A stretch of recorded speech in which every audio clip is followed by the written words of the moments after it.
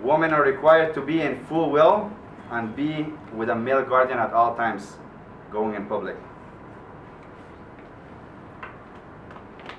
Islamic law was also enforced under the Taliban, including such acts as public execution and amputations.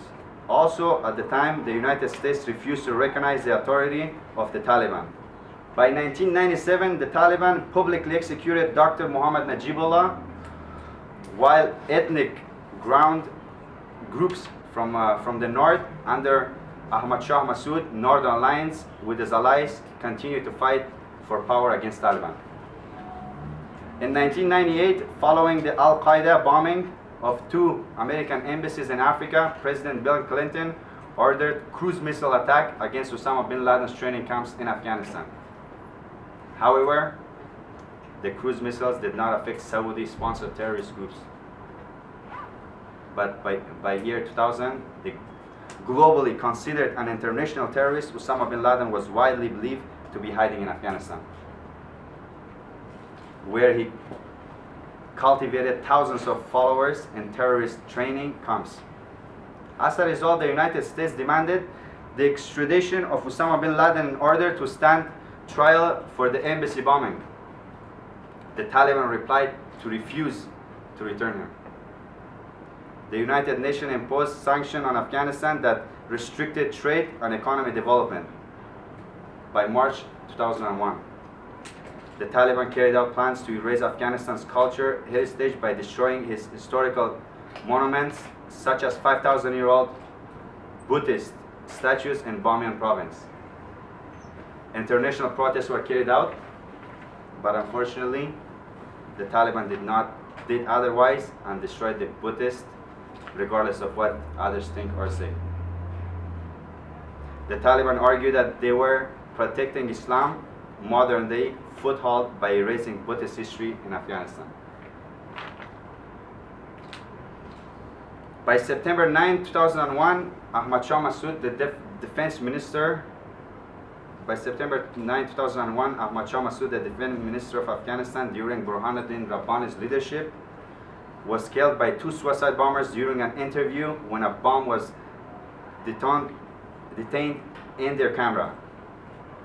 Afghanistan people thought that the Taliban will take over Afghanistan completely after Ahmad Shah Massoud's death, since he was the last hope for freedom for his people. By September 11, 2001, the pilot of 4 commercial airplanes crashed into the World Trade Center towers in New York. The Pentagon headquarters outside of Washington, D.C. and Pennsylvania Field were affected and thousands were killed. Days later, U.S. officials said that Osama bin Laden was blamed and considered the prime suspect in 2 airplane attacks on American soil, which killed thousands of people.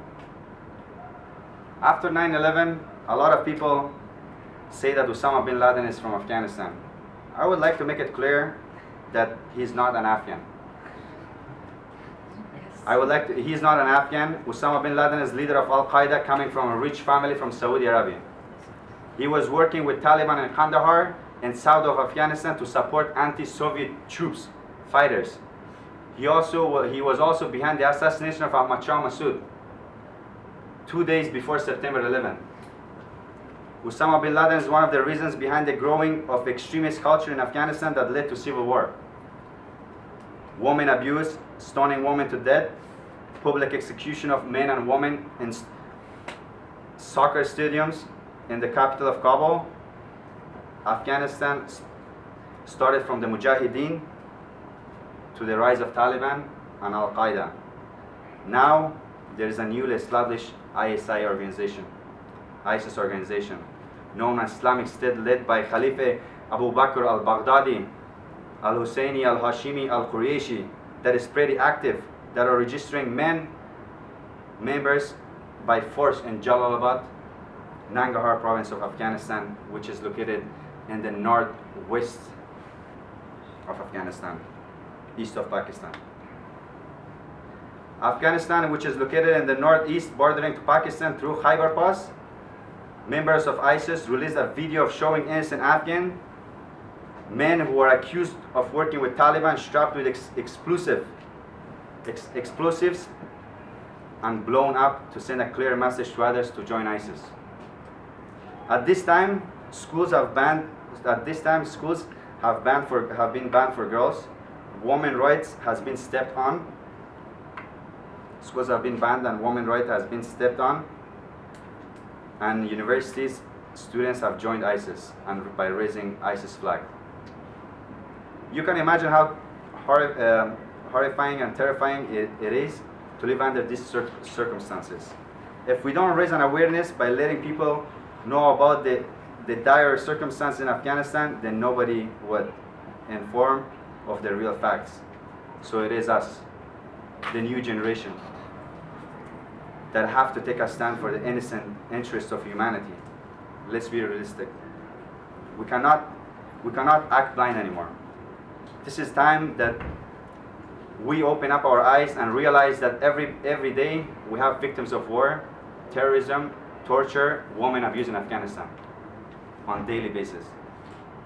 This extreme culture with its unacceptable behavior is not tolerated by Afghans against extremism at all. Thank you.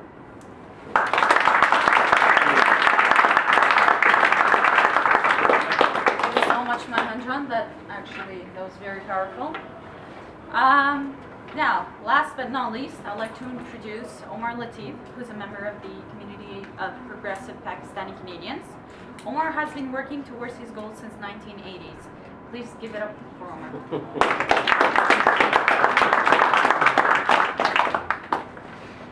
So we formed the Committee of Progressive Pakistani Canadians in 1982, and we formed it in solidarity with the democratic movement against the dictator Zia-ul Haq. We stand, like the Afghans, against extremism for 3 or 4 key things. One is secularism, which means a separation of state and religion, where people are allowed to exercise their religious beliefs without interference from the state or from anybody else. We believe in the equality of men and women and all national groups, regardless of skin color or ethnicity. We are very strongly in favor of peace without war, so that social funds can be used for social purposes rather than for military purposes and for destruction. And fourthly, we stand for democracy, but a democracy which is truly a democracy where the people rule, where it's a government of the people, for the people, and by the people. In the Committee of Progressive Pakistani Canadians, it's a left group, and we have members of the NDP, we have independent socialists, and we have communists also. I personally am a member of the Communist Party of Canada. I went to Afghanistan in 1987, and I went as a guest of the PDPA. Many of the things that I will say you will not like or agree, but there is one thing that I think all sane people agree, that the terrorism against Afghanistan based from Pakistan must end. Let me begin from my perspective. 1947, Pakistan was created. The only country to oppose it, to not give it recognition, and to oppose its induction into the United Nations was Afghanistan. And the reason was the Durand Line. Durand, a British officer, had made up that line, or British authorities had made up that line, cutting right through the Pashtun nation and the Baluch nation, and the people who went to market on the Peshawar side or the Quetta side, they were allocated to Pakistan, and the people who went to market in Jalalabad and Kabul, etc., they were assigned to Afghanistan. It is like drawing a knife through the living heart of a nation. It was done, 1883, 1893. Pakistan said, this is our country, we have the inheritor-successor rights. Afghanistan said, no, they are Pashtuns, and if not us, at least they should have national autonomy. This created quite a bit of stress and problems between Afghanistan and Pakistan. Pakistan has 4 provinces. The Sindh, Balochistan, Punjab and what is called Pakhtunistan now, but at that time it was called the Northwest Frontier Province. In Pakistan, in 47, there were 4 groups that came to power after partition. One was the landlords, one was the senior military officers, third was the senior bureaucratic officers, and the fourth was the rising capitalist class. What did they want? They didn't have much of a base in the country. So they said, Islam is going to be our religion. The left opposed it. We said, no, it should be a secular country. Number 2, they said that this province and provincial units don't matter and don't make sense. It is one country under God, and so they denied the rights of the Pakhtun people and of the Baluch and the Sindhis, as well as of East Pakistan, if you remember. Thirdly, they built the nation on unrelenting hostility to India. They said India doesn't accept the partition of the subcontinent, and they want to take us over. On these 3 things, they formed, and fourthly, I forget, they allied themselves to the United States and to Britain and entered into pacts, military pacts with them against the Soviet Union. So Pakistan and Afghanistan fell into and I say it was mainly because of Pakistan's fault. Pakistan, because Afghanistan favored the Pakhtun nation, they were against Afghanistan. Because they were somewhat secular, although religion was very involved out there, Pakistan said, we are the Islamic Republic. Thirdly, Afghanistan had very good relations with India, and Pakistan said, no, you cannot have good relations with India because we have to have influence over you. These things, and also because of the alliances that Pakistan had against the Soviet Union, they wanted to have constant pressure and influence over Kabul. 1973, it has been pointed out that the Dawood overthrew Zahir Shah, the king, when he was away. And at that time, because Dawood had taken some reformist measures, Burhanuddin Rabbani and Saif, I believe, and maybe 1 or 2 others, they moved to Pakistan as Islamist leaders who wanted to be opposed to Afghanistan. We on the left said, what Afghanistan does is Afghanistan's business. It is none of our business to be interfering in their affairs. They want to choose an Islamist government. They want to choose a communist government. They want to choose a monarchy. It is their business. We need to have peace. We were not listened to. 1978, the revolution. Look, it's a matter of perspective. You got one perspective, we have our perspective also. There was great tension in Afghanistan at that time, political tension, as has been pointed out. And then, April the 17th, Mir Akbar Khyber was shot to death by a targeted killing when he went from his house to post the newspaper, his mail. And everybody knows that Khyber was a very famous, very well-known Afghan intellectual and a member of the PDPA. They thought that the PDPA would become scared. It didn't happen. There were mass political demonstrations in Kabul, unprecedented in history, with red flags, with slogans saying that we want a socialist and a communist government. The entire PDPA, as was pointed out, was arrested. They were held in the Pul-e-Charkhi, a prison. The cabinet was making a decision that they would be executed. It was at that time that the instructions went out by the PDPA to its cells in the army and the air force: seize power if you can, and they did. Watan Yar, he crashed the palace, and the bombing itself took place. Right? You see, if we don't learn from history, we will repeat it time and time and time again. Many efforts from Amanullah and from Dawood were made in Afghanistan. There is this notion that the Afghans are barbaric or they are somehow backward people. It is simply not true. 1920, the reforming king Amanullah, he recognizes the Soviet Union and he institutes reforms. He's beaten back. Dawood makes a reform, he's beaten back. And so this pendulum again, that reforms are instituted by the PDPA, women's equality and all those things, the land reform, the abolishing of the monies that were owed to the landlords, all those things. And so what happens? You guys are all educated. In physics there's a law. It says every action has a reaction. In the social sciences there's a law. Every revolution has a counter-revolution.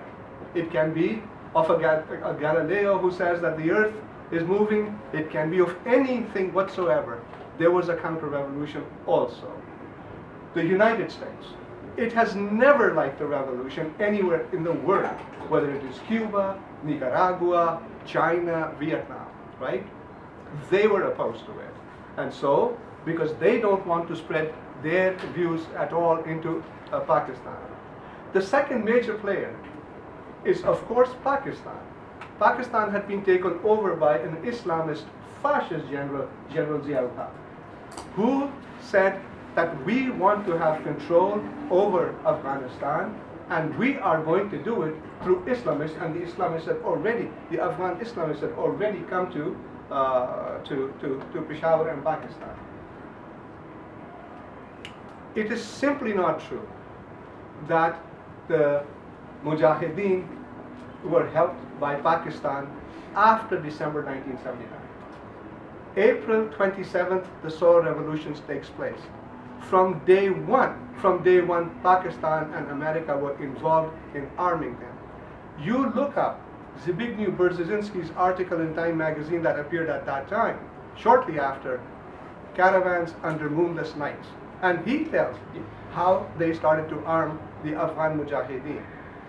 And then, when the Soviets came in on December the 27th, 1979, 18 months later, every single Mujahid leader, Rabbani, Haqqani, Mujaddadi, Saif, and all the others, they were in Peshawar and being armed by these people. Pakistan. So it now is run by generals who are anti-India, and the new Afghan government is also friendly with India. They are also doing the bidding of the United States, as they always have, and they want to sort of have influence over here. Then they also want to make sure that the friendship with India doesn't go anywhere. Saudi Arabia has very specific policy goals. It is not that they are good people or bad people, but they are a monarchy. They're a monarchy. So, what are the 4 or 5 key things that they want in this world? They want self-protection for themselves and their interest and their money. They are opposed to any Republican ideals. So, they were opposed to Nasser's government in Egypt. They were opposed to the Assad government who overthrew the king in Syria. They were opposed to the Ba'ath government in Iraq who overthrew the Ba'athist monarchy.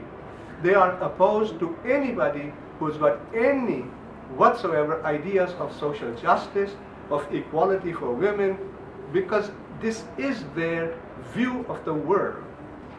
Before 73, they had spent a lot of money on their cause, on their views. After 1973, something happened. What? They became flush with money. Why? Because the price of oil went up from $2 a barrel to 20, 30, etc. Billions of dollars they got, and now they have this ideology which they are exporting, their view that they are exporting, and now they've got the wherewithal to do so. Why is Pakistan so important? Pakistan is their neighbor. There are 1.5 million Pakistanis inside Saudi Arabia as laborers, right? They don't want any radical influences in Pakistan because they think it might come to us.